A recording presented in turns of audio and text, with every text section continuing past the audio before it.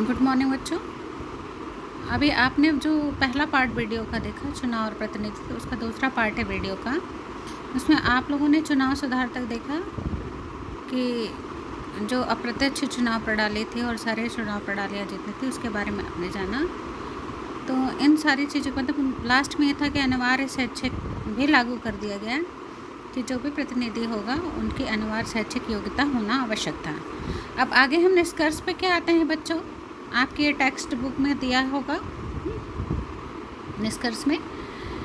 तो निष्कर्ष में यही आता है कि जिन देशों में प्रतिनिधित्व वाला लोकतंत्र, वहाँ चुनाव और चुनाव का प्रतिनिधित्व वाला स्वरूप लोकतंत्र को प्रभावी और विश्वसनीय बनाने में निर्णायक भूमिका निभाता है।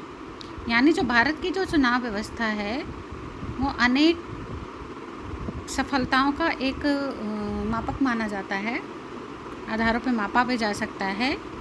एक तो पहला निष्कर्ष ये निकलता है कि एक हमारी जो चुनाव व्यवस्था में मतदाताओं को न केवल अपने प्रतिनिधि चुनने की पूरी स्वतंत्रता दी जाती है, बल्कि उन्हें केंद्र और राज्यों में शांतिपूर्ण ढंग से सरकार को बदलने का अवसर भी दिया जा रहा है, जिसके बारे में हमने पहले भी बताया था।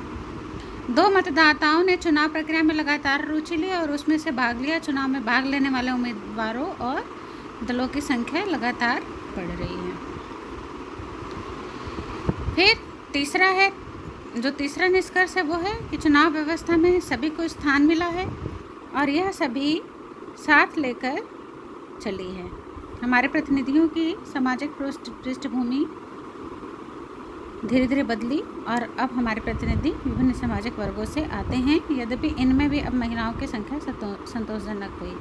यानी जो निष्कर्ष था, जो मैंने आप लोगों को बताया वीडियो में, वो निष्कर्ष से ही मैंने एक टॉपिक लेकर उठाया था ताकि आप लोग उस चीज़ को समझ सकें कि चुनाव प्रणाली या चुनाव प्रक्रिया क्या होती है, चुनाव प्रतिनिधित्व क्या होता है। तो इस निष्कर्ष के तहत चौथा निष्कर्ष ये निकलता है कि बहुत से अधिकतर जो देश के अधिकतर भाग हैं उसके जो चुनाव परिणाम हैं, जो अनियमितता थी, जो धांधली थी, जो भ्रष्टाचारी थी, वो खत्म हो गए। उसके अनेक प्रयास जो है खत्म हुए। अब चुनाव में न हिंसा, मतदाताओं की सूची, वोटरों के नाम गायब होने की जो जितनी शिकायतें थी, डराए धमकाए जाते थे, बैलेट पेपर लूट लिए जाते थे, ये सारी घटनाएँ जो हैं अब शायद ही इससे चुनाव परिणाम प्रभावित होता होगा। ठीक है। अंतिम और सबसे महत्वपूर्ण बात यह है कि चुनाव हमारे लोकतांत्रिक जीवन के अभिन्न अंग हो गए। कोई इस बात की भी कल्पना नहीं कर सकता कि कभी कोई सरकार चुनाव में जनादेश का उल्लंघन करेगी।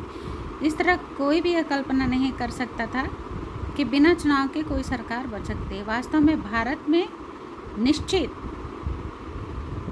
अंतराल पर, मतलब एक निश्चित अंतराल, एक अंतर होने पर या एक टाइम पीरियड के बाद होने वाले नियमित चुनाव को एक महान लोकतांत्रिक प्रयोग के रूप में ख्याति मिली। जैसे देखा है, हर 5 साल बाद चुनाव होता है, 5 साल तक हमारी गवर्नमेंट बनी रहती है, हमारे द्वारा चुने प्रतिनिधि 5 साल तक कार्य करते हैं।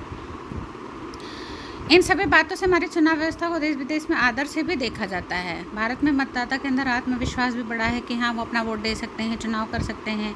मतदाताओं की निगाह में निर्वाचन के आयोग का भी कद बढ़ा है और संविधान निर्माताओं के मूल निर्णयों को उचित भी ठहराया जाता है। चुनाव प्रक्रिया को कुछ दोषरहित भी बनाया जा सका इसी कारण, और मतदाता और नागरिक के रूप में लोकतंत्र के इस महोत्सव का और अच्छी तरह से आनंद उठा सकते हैं और अर्थपूर्ण बना सकते हैं।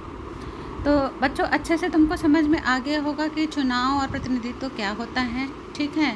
कहने का मतलब है, जब हमारे यहाँ वोटिंग होती है या हम मत देने जाते हैं, तो ये भी एक महोत्सव की तरह, उत्सव की तरह मनाया जाता है कि हमको वोट देना है, हमको अपने प्रतिनिधि चुनना है। ठीक है। अपने देश को नेता का चुनाव करना है। तो लोकतांत्रिक व्यवस्था की भारत की चुनाव और प्रतिनिधित्व की प्रणाली है, जो सिस्टम है, वो अन्य देशों की अपेक्षा यहाँ ज़्यादा बेहतर और अच्छा है, बृहद है, और आप अपने सोच के अनुसार, अपने अकॉर्डिंग अनुसार, अपने विचारों के मेल खाने के अनुसार आप अपने प्रतिनिधि का चुनाव कर पाते हैं। तो इसी के साथ बच्चों मैं ये चैप्टर यहीं समाप्त करती हूँ। जाहिर सी बात होगी कि आप लोग को ज़रूर समझ में आया होगा। ठीक है।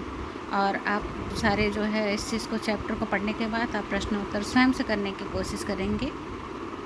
ठीक है। नहीं करने के बाद मैं इसका आंसर आप लोगों को